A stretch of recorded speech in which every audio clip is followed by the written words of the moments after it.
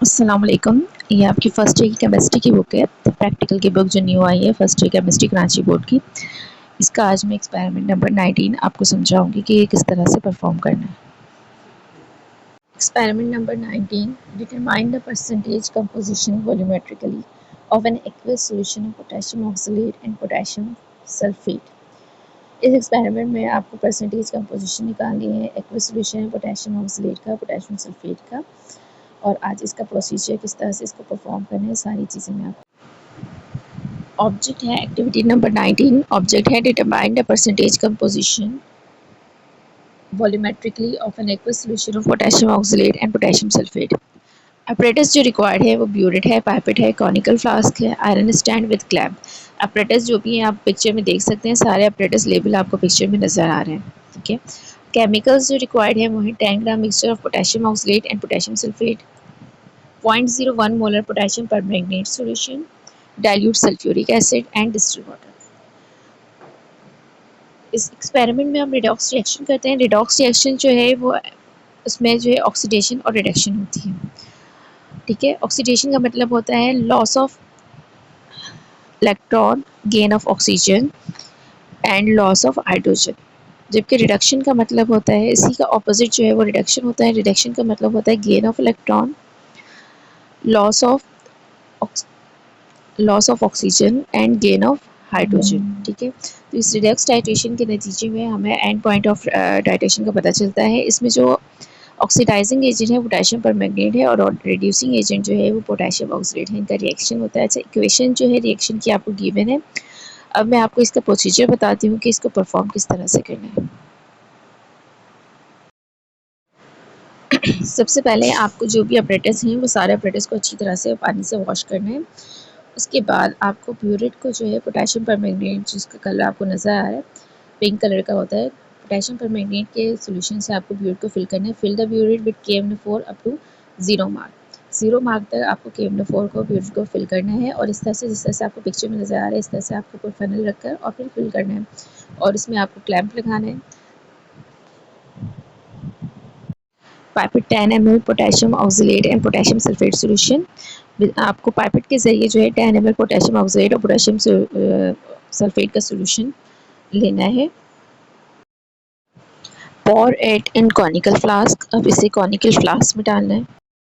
Add approximately half the test tube of sulfuric acid to it। अब इसमें half test tube sulfuric acid डालें।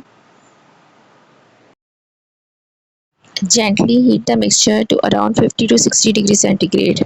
अब इस mixture को 50 to 60 डिग्री सेंटीग्रेड तक हीट करें। Now titrate it against KMnO4 until a permanent pink color is obtained। अब इसको KMnO4 से टाइट्रेट करें यहाँ तक कि एक परमानेंट पिंक कलर हासिल हो जाए। जैसे पिंक कलर हासिल हो तो फिर आप ब्यूरेट में जो है रीडिंग आप नोट कर लें और फिर इनिशियल और फाइनल रीडिंग का डिफरेंस ले लें। जब आपके पास 3 रीडिंग्स आ जाएँ तो उनकी आप कॉन्कॉर्डेंट या एवरेज ले लें और वो आपकी ब्यूरो रीडिंग कहलाएगी। ये जो ब्यूरो रीडिंग है इसमें कैलकुलेशन जो आपके पास गिवन है, calculation for molarity of potassium oxalate. इसमें जहाँ पर आपके पास फॉर्मूले में BR लिखा हुआ है वहाँ BR की जगह अगर जैसे सपोज आपकी ब्यूरो रीडिंग 11.9 आई है तो वहाँ पर आप BR की जगह 11.9 लिखेंगे अपनी बुक में। जहाँ पर भी BR है वहाँ BR की जगह आपको क्या लिखना है 11.9 और फिर उसके मुताबिक आपको सारी कैलकुलेशन करनी है। क्योंकि यहाँ पर जो है जिस स्टूडेंट की है रीडिंग वो 11.9 आई है तो BR की जगह 11.9 है, M2 इजिकल टू और फिर उसको उसी से मल्टीप्लाई किया है तो फिर मोलैरिटी जो आई है बस पोटेशियम ऑक्सलेट की 0.0297 आई है।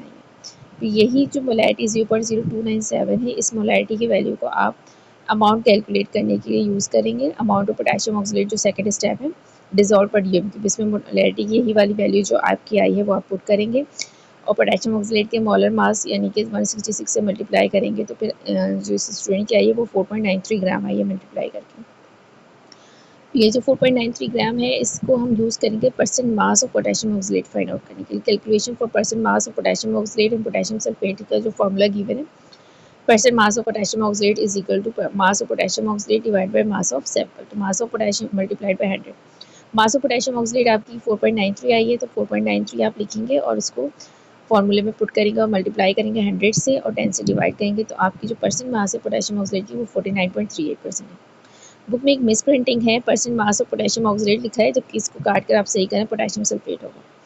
जो भी परसेंट मास पोटेशियम ऑक्सीडेट की आई है वो आप उसको 100 में से माइनस कर देंगे। जैसे 100 माइनस आपकी 49.38 आई है तो आप 100 में से 49.38 को माइनस करेंगे तो आपका जवाब आ रहा है 50.61%। ठीक है, तो रिजल्ट पे आप यही लिखेंगे, रिजल्ट में जो है the percentage by mass of the given mixture is found to be potassium oxalate की है 49.38%, जबकि पोटेशियम सल्फेट की है 50.61%।